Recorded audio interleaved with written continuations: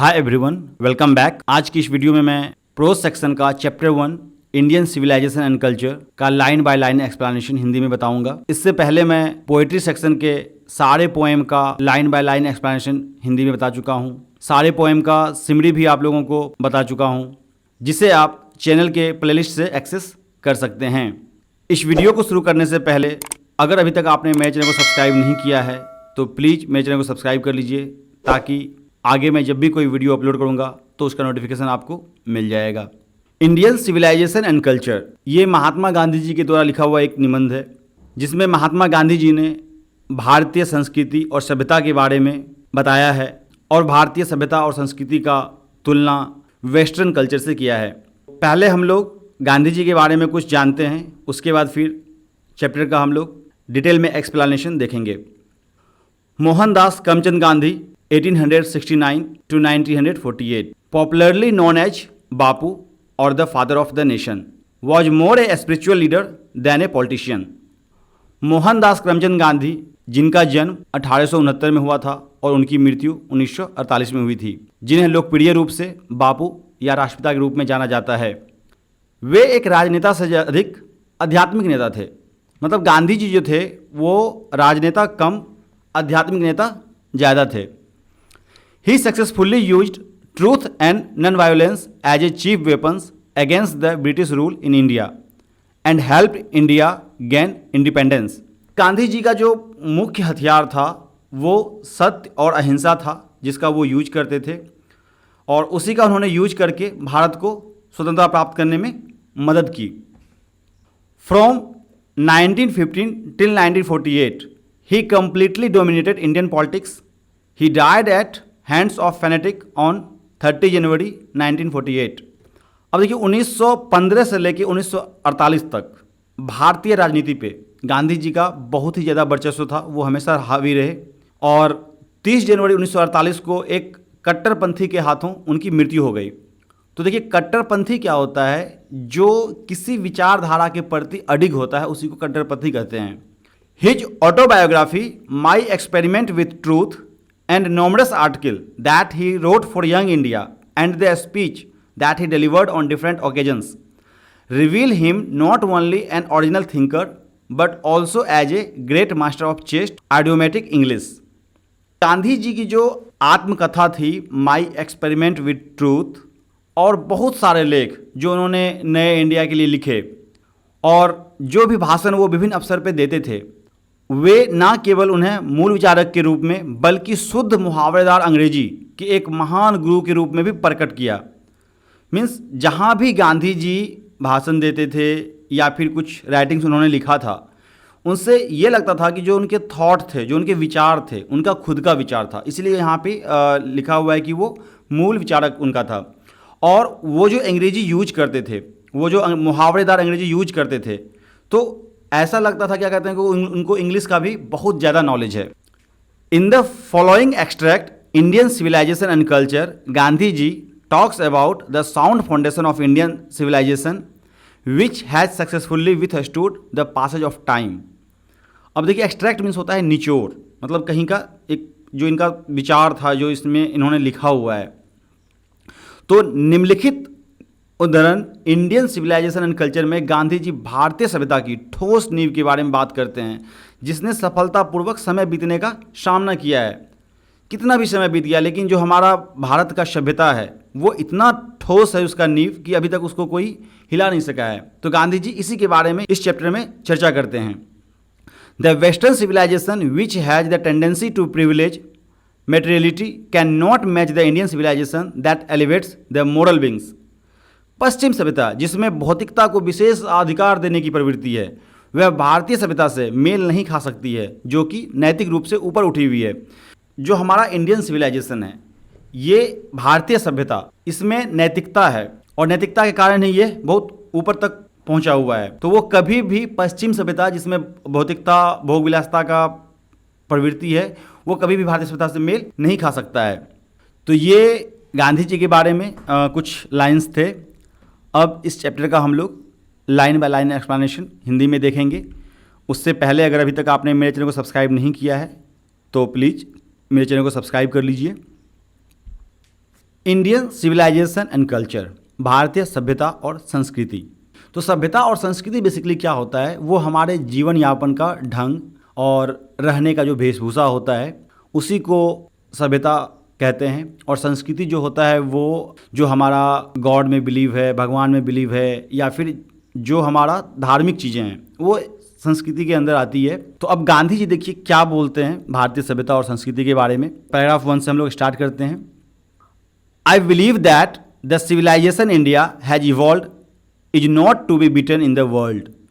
गांधी जी कहते हैं कि मेरा मानना है कि भारत ने जो सभ्यता विकसित की है उसे पूरी दुनिया में कोई नहीं हरा सकता है, कोई भी मात नहीं दे सकता है। Nothing can equal the seeds sown by our ancestors. हमारे पूर्वजों द्वारा दिखाए गए रूट्स का, मूल का कोई भी बराबरी नहीं कर सकता है। आगे वो कहते हैं रोम वेंट, रोम चला गया, Greece shared the same fate, Greece ने भी वही भाग्य साझा किया। The might of the Pharaohs was broken. तो यहाँ पे देखिए माइट मीन्स शक्ति होगी, ताकत होगी यहाँ पे, और फेरोज मीन्स होता है जो मिस्र में, प्राचीन मिस्र का राजा होता था। तो वही बोल रहे हैं गांधी जी, रोम वेंट, रोम चला गया, Greece share the same fate, Greece ने वही भाग्य साझा किया। The might of Pharaohs was broken, प्राचीन मिस्र के राजा की ताकत टूट चुकी है। Japan has become westernised, Japan का भी पश्चिमीकरण हो चुका है। Of China nothing can be said, चीन के बारे में तो कुछ कहा नहीं जा सकता है। But India is still somehow or other sound at the foundation, लेकिन भारत अभी भी किसी ना किसी तरह से अपनी नींव पर मजबूत है। यानी बहुत सारे देश का सभ्यता नष्ट हो चुका है या नष्ट हो रहा है या कंप्लीटली बदल चुका है, लेकिन भारत का जो सभ्यता है वो किसी भी ना किसी तरह से क्या है, जो हमारे पूर्वजों ने दिखाया था अभी वहीं है। The people of Europe learn their lesson from the writing of the man of Greece और Rome which exist no longer in their former glory. Europe के लोग ग्रीस या रोम के लोगों के लेखन से सबक सीखा है जो अब उनके पूर्व गौरव में मौजूद नहीं है। तो देखिए गांधी जी ये बोल रहे हैं कि जो ग्रीस और रोम की सभ्यता के साथ में हो चुका है उन सब को देख करके जो यूरोप के लोग हैं वो क्या कर रहे हैं, कुछ सीख रहे हैं। In trying to learn from them the European imagine that they will be avoid the mistake of Greece and Rome. उनसे सीखने की कोशिश में यूरोपीय लोग कल्पना करते हैं कि वे ग्रीस और रोम की गलतियों से बचेंगे। Such is their pitiable condition, ऐसी उनकी दयनीय स्थिति है। गांधी जी यूरोप के लोग के बारे में बता रहे हैं कि वो लोग रोम और ग्रीस की गलतियों को देख करके उनसे सीख ले रहे हैं कि जो उनकी दयनीय स्थिति हो गई है हम उस चीज़ से बचेंगे, हम अपनी स्थिति वैसी दयनीय नहीं होने देंगे। In the midst of all this India remains immovable and that is her glory. इन सब के बीच भारत अचल रहता है और यही उसकी महिमा है। मतलब कुछ भी हो जाए, जो हमारा भारत है उसका सभ्यता जो है अक्सर हमेशा कुछ न कुछ हद तक अचल रहता है। It is a charge against India that her people are so uncivilised, ignorant and stolid that it is not possible to include them to adopt any changes. अब देखिए गांधी जी आगे बोलते हैं कि भारत के लोगों के खिलाफ यह आरोप है कि यहाँ के लोग असभ्य, अज्ञानी और अडिग हैं या जिद्दी हैं। वो किसी भी बदलाव को अपनाने के लिए तैयार नहीं होते हैं। मतलब उनको किसी भी तरह से तैयार नहीं किया जा सकता है कि वो किसी बदलाव को स्वीकार करे। ये दूसरे देशों के लोग का आरोप था इंडिया के खिलाफ। It is a charge really against our merit, लेकिन वास्तव में क्या है, ये हमारी योग्यता के खिलाफ एक आरोप है। What we have tested and found true on the anvil of experience, we dare not change. हमने अनुभव के आधार पर जो परीक्षण किया है और सच पाया है उसे बदलने की हिम्मत नहीं है। तो गांधी जी ये बोल रहे हैं कि यह हमारी योग्यता के खिलाफ क्या है, एक गलत आरोप है। वास्तव में यह है कि जो हमारे पूर्वज ने जो भी एक्सपीरियंस किया, जो उनका अनुभव था, उसके आधार पे ही जो सच पाया, इसलिए वो लोग अपनी सभ्यता को बदलने का हिम्मत नहीं करते हैं। Many trust their advice upon India and she remains steady. कई लोग भारत पर उनकी सलाह पर भरोसा करते हैं और वह अस्थिर रहती है। तो बहुत सारे कंट्री हैं, बहुत सारे लोग हैं, वो क्या है, भारत की सलाह पे भरोसा करते हैं, अभी भी भरोसा करते हैं, क्योंकि भारत का जो सभ्यता है क्या है, वो अस्थिर है। This is her beauty, it is the sheet anchor of our hope. यही हमारी सभ्यता की सुंदरता है, हमारे भारत की सुंदरता है, और यही हमारी आशा का किरण है। Civilisation is that mode of conduct which points out to man the path of duty. सभ्यता आचरण का वो तरीका है जो मनुष्य को कर्तव्य का मार्ग बताता है। Performance of duty and observance of morality are convertible terms. तो कर्तव्य का पालन करना और नैतिकता का पालन करना ये परिवर्तनीय शब्द हैं, क्योंकि ऐसा है कि कोई जनरेशन इस चीज़ को फॉलो करेगा, कोई जनरेशन नहीं भी फॉलो करेगा। तो इसीलिए गांधी जी कहते हैं कि किसी भी कर्तव्य का पालन करना या नैतिकता का पालन करना ये क्या है, परिवर्तनीय शब्द है, ये परिवर्तन हो भी सकता है। To observe morality is to attain mastery over our minds and our passions. नैतिकता का पालन करना हमारे मन और हमारे जुनून पर महारत हासिल करना है। तो जब तक आप अपने जुनून पे या अपने मन पे विजय प्राप्त नहीं कर लेते हैं, तब तक आप नैतिकता का पालन नहीं कर सकते हैं। तो गांधी जी यही कहना चाह रहे हैं इस लाइन से। So doing we know ourselves, the Gujarati equivalent for civilisation means good conduct. ऐसा करते हुए हम खुद को जानते हैं, और गुजराती भाषा में क्या है, गुजराती में सभ्यता जो है उसका मतलब होता है अच्छा आचरण। तो गांधी जी गुजराती थे, तो गांधी जी बोल रहे हैं इस चीज़ के बारे में, सिविलाइजेशन मीन्स ही होता है अच्छा आचरण। If this definition be correct, then India, as so many writers have shown, has nothing to learn from anybody else, and this is as it should be. यदि यह परिभाषा सही है, जैसा कि कई लेखकों ने दिखाया है, किसी और से सीखने के लिए कुछ नहीं है, और यह जैसा होना चाहिए वैसा ही है। तो गांधी जी बोलते हैं कि अगर यह परिभाषा सही है कि गुजराती में सभ्यता का मतलब होता है अच्छा आचरण, तो जैसा भारत के बारे में कई लेखकों ने दिखाया है, उस अनुसार से हमें किसी से सीखने के लिए कुछ नहीं है। यह जैसा है वैसा ही सही है और वैसा ही है। We notice that the mind is a restless bird. The more it gets, the more it wants, and still remain unsatisfied. अब गांधी जी बोलते हैं कि हम लोग देखते हैं कि मन जो है एक बेचैन पक्षी है, वह जितना अधिक प्राप्त करता है उतना अधिक और चाहता है, और फिर भी असंतुष्ट रहता है। The more we indulge in our passions, the more unbridled they become. जितना अधिक हम अपने जुनून में लिप्त होते हैं, वे उतने ही बेलगाम हो जाते हैं। Our ancestors therefore set a limit to our indulgence. They saw that happiness was largely a mental condition.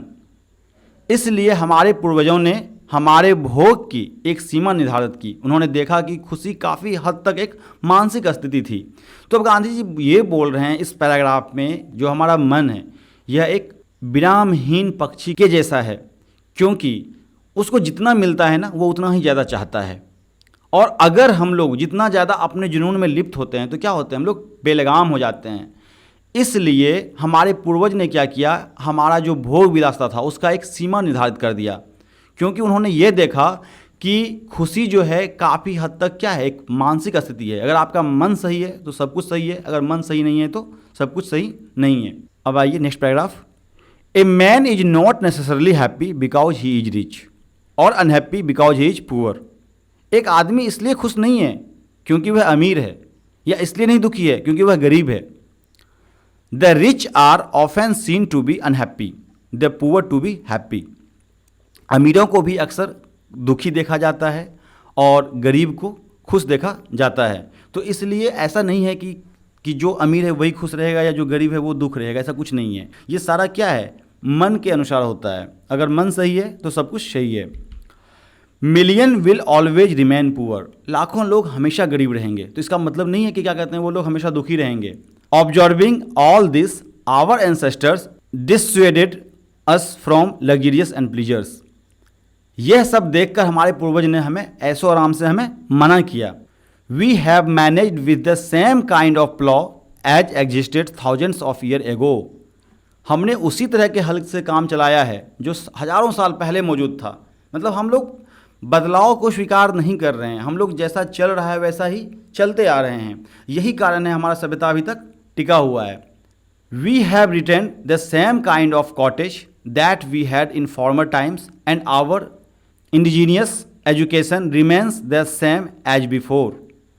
हमने उसी तरह की झोपड़ी को बरकरार रखा है जो हमारे पास पहले थी, और हमारी स्वदेशी शिक्षा पहले की तरह बनी हुई है। तो गांधी जी बता रहे हैं कि हम लोग अपने जो भी हमारे पूर्वजों ने पीछे दिया था, तो उस चीज़ को हम लोग अभी तक आगे बरकरार रखे हुए हैं। जो हमारी स्वदेशी शिक्षा पहले थी वैसे आज भी है, तो हमने अभी तक इन सब चीज़ों में चेंज नहीं होने दिया है।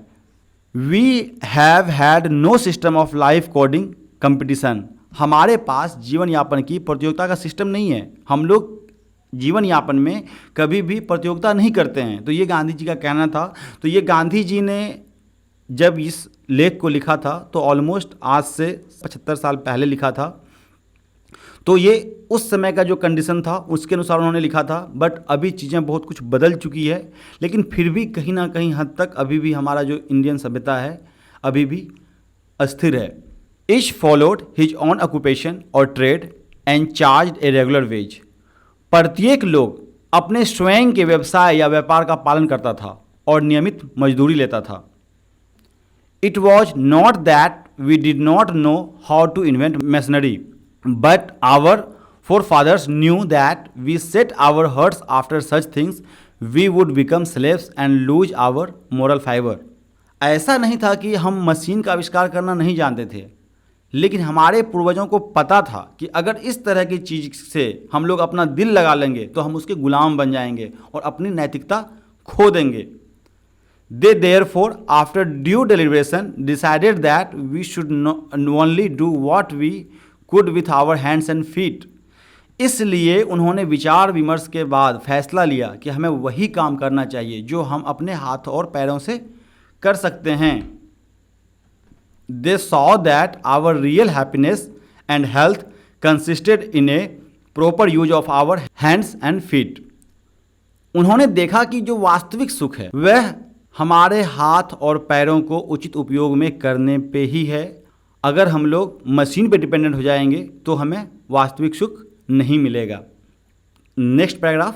The further reason that large cities were a snare and a useless encumbrance and that people would not be happy in them, that there would be gang of thieves and robbers, prostitution and vice flourishing in them, and that poor man would be robbed by rich man. अब गांधी जी ये बता रहे हैं कि हमारे पूर्वज ने आगे ये तर्क दिया कि जो बड़ा शहर है वह एक जाल और बेकार बोझ थे और लोग उसमें खुश नहीं हो सकते।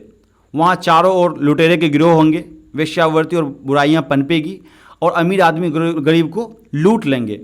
तो हमारे पूर्वज ये सोचते थे कि अगर शहर हम लोग जाते हैं तो वहाँ पे अमीर लोग बैठे हुए हैं गरीब को लूटने के लिए। इसीलिए they were therefore satisfied with a small village. इसलिए वे छोटे गाँव में ही संतुष्ट थे। वो लोग शहर नहीं जाना चाहते थे जो हमारे पूर्वज थे जो गाँव में रहते थे। Next paragraph. They saw that kings and their swords were inferior to the swords of ethics and they therefore held the sovereigns of the earth to be inferior to the rishis and the fakirs. अब देखिए यहाँ पे दो बार swords है। एक बार आपका swords का meaning होगा शक्ति और एक बार स्वॉर्ड्स का मतलब होगा तलवार। तो इंग्लिश लैंग्वेज में हम लोगों को अर्थ निकालना पड़ता है। बहुत जगह आप लोगों को लगेगा कि सर ने मीनिंग कुछ और बताया हुआ है, उसका मीनिंग कुछ और होता है। तो स्वॉर्ड्स का मीनिंग शक्ति मैंने यहाँ पे दिया हुआ है, बट अगर आप डिक्शनरी में देखेंगे तो स्वॉर्ड्स का मीनिंग तलवार होगा। तो बट यहाँ पे जो अर्थ है their swords were inferior to the sword. तो यहाँ पे देखिए आप उसका क्या है। उन्होंने देखा कि राजा और उनकी शक्ति नैतिकता की तलवार से कम थी और इसलिए उन्होंने पृथ्वी के शासकों को ऋषियों और फकीरों से कम माना। तो इन्फीरियर मीन्स यहाँ पे कम है। तो मैंने पूरे चैप्टर में जहाँ भी हार्ड वर्ड मुझे लगा है मैंने कलर कर दिया है। मैं बार बार बीच में नहीं बोलता हूँ क्योंकि मेरा मैक्सिमम ध्यान होता है आप लोगों को चैप्टर एक्सप्लेन करने में। तो हर बार अगर मैं आपको लाइन हर चीज़ का एक अर्थ बताने लग जाऊं तो इसमें बहुत टाइम लग जाएगा। इसलिए मैंने क्या किया है कलर कर दिया है। कॉन्स्टिट्यूशन है, देखिए यहाँ पे संविधान है, फिटर है यहाँ पे, तो उपयुक्त है। तो इस तरह से आप वीडियो पॉज करके अगर आपको समझने में प्रॉब्लम आ रही है तो देख सकते हैं। अब आगे देखिए। A nation with a constitution like this is fitter to teach other than to learn from others. इस तरह के संविधान वाला राष्ट्र दूसरे से सीखने की अपेक्षा दूसरों को सिखाने के लिए अधिक उपयुक्त है। This nation had courts, lawyers and doctors but they were all within bounds. इस देश में अदालतें, वकील और डॉक्टर थे, लेकिन सभी एक सीमा के अंदर थे। Everybody know that this profession were not particularly superior. वे सभी जानते थे कि ये जो पेशा है ये विशेष रूप से श्रेष्ठ नहीं थे। Moreover these vakils and vaid did not rob people, they were considered people's dependants not their masters.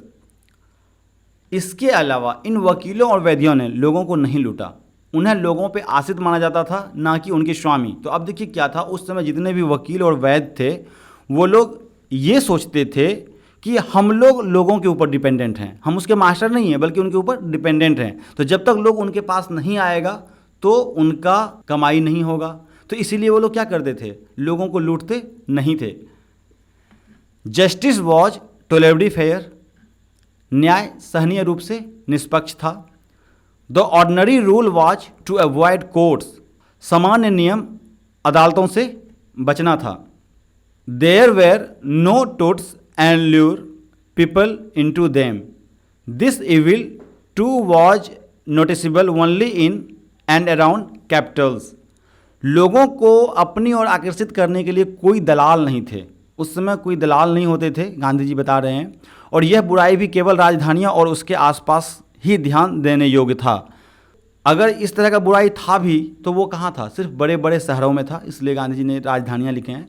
बड़े बड़े शहरों में ही केवल इस तरह की चीज़ें थी जहाँ पे दलाल होते थे लोगों को लूटने के लिए, बट गाँव में वो चीज़ नहीं होती थी। The common people lived independently and followed there agriculture occupation. तो जितने भी आम लोग थे वो स्वतंत्र रूप से रहते थे और अपने कृषि व्यवसाय का पालन करते थे। दे एंजॉयड ट्रू होम रूल, उन्होंने सच्चे होम रूल का आनंद लिया। तो जो उनके घर के नियम थे, खुद के नियम थे, उसी का वो लोग आनंद लेते थे। अब नेक्स्ट पैराग्राफ है, the Indian civilisation as described by me has been described by its votaries. अब देखिए गांधी जी बोल रहे हैं कि जिस भारतीय सभ्यता का वर्णन मैं यहाँ पे कर रहा हूँ, ये मैं नहीं बल्कि जो भारतीय सभ्यता का समर्थक है वो वर्णन उनके द्वारा किया गया है, मैं केवल बता रहा हूँ। तो मतलब जितने भी लोग भारतीय सभ्यता का समर्थक हैं वो लोग इस वर्णन को किए हैं और मैं यहाँ पे उसे बता रहा हूँ। In no part of the world and under no civilization have all man attained perfection. दुनिया के किसी भी हिस्से में और किसी भी सभ्यता के तहत सभी मानवों ने पूर्णता प्राप्त नहीं की है। तो मतलब गांधी जी का कहना है कि वर्ल्ड के जितने भी कोने हैं और कोई भी सभ्यता हो तो हर इंसान उसमें पूर्णता प्राप्त नहीं किया है, कहीं ना कहीं सब जगह पे कमी रह जाती है। The tendency of Indian civilization is to elevate the moral beings, that of the western civilization is propagate immorality. तो अब यहाँ पे गांधी जी इंडियन सिविलाइजेशन का जो वेस्टर्न सिविलाइजेशन है उससे कंपेयर करना शुरू कर दिए हैं। तो वो बता रहे हैं उसी चीज़ को आगे कंपेयर करते हुए, भारतीय सभ्यताओं की प्रवृत्ति नैतिकता को ऊपर उठाने की है, मतलब नैतिकता को बढ़ाने की है, जबकि पश्चिमी सभ्यता की अनैतिकता का प्रचार करने की है। तो पश्चिमी सभ्यता जो हमेशा है, जो अनैतिकता है उसी का बढ़ावा देता है। The latter is godless, the former is based on the belief in God. यहाँ पे पहले जो गांधी जी ने बताया हुआ है, जो पहले वाला सभ्यता है वो भगवान के विश्वास पर आधारित है, और जो बाद वाला है, जो वेस्टर्न सिविलाइजेशन है, वो ईश्वर विहीन है। So understanding and so believing it behoves every lover of India to clings to the old Indian civilisation even as child cling to the mother's breast. अब गांधी जी बोल रहे हैं कि इतना समझदार और इतना विश्वास करने वाला जो ये भारत का सभ्यता है, उससे हर इंसान को चिपके रहने की ज़रूरत है, उससे चिपक के रहना चाहिए। जैसे कि एक बच्चा अपनी माँ की सीने से चिपक के रहता है, वैसे ही हर इंसान को जो अपनी भारत की पुरानी सभ्यता है उससे चिपक के रहना चाहिए। आज के वीडियो में मैं यहीं तक आप लोगों को बताऊंगा। नेक्स्ट वीडियो में जहाँ पे गांधी जी ने वेस्टर्न सिविलाइजेशन के बारे में बताया है वो मैं अगले पार्ट में बताऊंगा। और तब तक के लिए अगर अभी तक आपने मेरे चैनल को सब्सक्राइब नहीं किया है तो मेरे चैनल को सब्सक्राइब कर लीजिए। जब मैं ये वीडियो अपलोड करूँगा तो उसका नोटिफिकेशन आपको मिल जाए। उम्मीद करता हूँ ये वीडियो आपको पसंद आया होगा। अगर ये वीडियो पसंद आया तो लाइक कीजिए। मिलता हूँ अगले वीडियो में। तब तक के लिए धन्यवाद।